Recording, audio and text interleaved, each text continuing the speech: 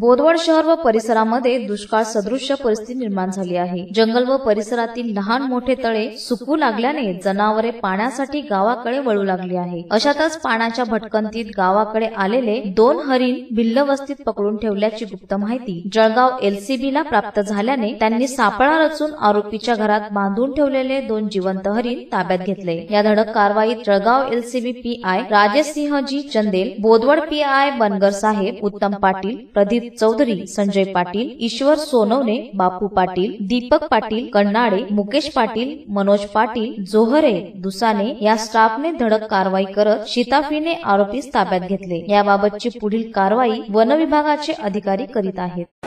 बोदवड शहरात भिलावटी म्हणून एक झोपडपट्टी एरिया आहे। तिथे एका इस्माने सचिन मोरे नावाच्या इस्माने 2 हरण आणून बांधून ठेवलेले आहेत अशी खबर मिळाली।